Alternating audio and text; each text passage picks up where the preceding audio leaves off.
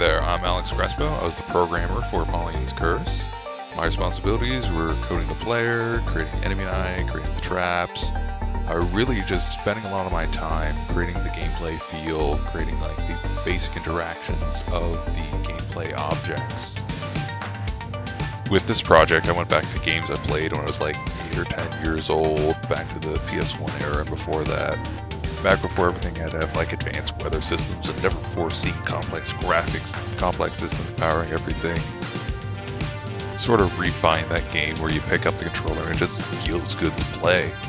You know, something where you're at it for a while, hope you find something amazing that sparks your imagination, you know?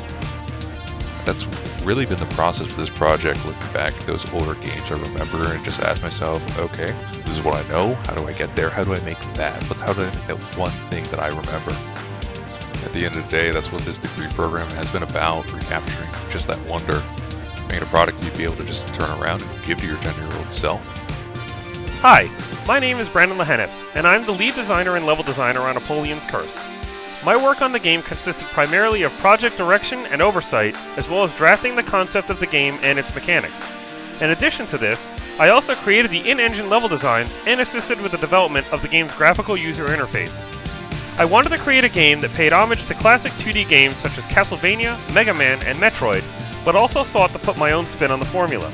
The result was a cyberpunk-themed 2.5D platformer with a heavier focus on environmental navigation than outright combat. The intent was to allow the player to use their cunning and dexterity to overcome enemies and obstacles in lieu of brute force. My goal with the levels was to design them in a branching way that encouraged the player to explore and pushes them to hone their skills as the challenge gradually ramps up. I hope you enjoy playing the game as much as I enjoyed making it. Welcome. My name is Terrence Marcus, the lead 3D artist for Apollion's Curse. With inspiration from project lead Brandon Henaff, I created our main character, Kara, our melee and bruiser enemies, main baddie Apollyon, the traps you'll try to avoid in our game, and most of the assets you'll see as you progress through the game. Kara is a cyborg Valkyrie sent from Odin himself that you'll be controlling in our game. We drew inspiration from another game that features a Valkyrie from Henaff from the Valkyrie profile. As you can see, I drew from Henaff's armor color scheme and making Kara's armor to nail the cyborg look and feel that the character's armor is also part of the body.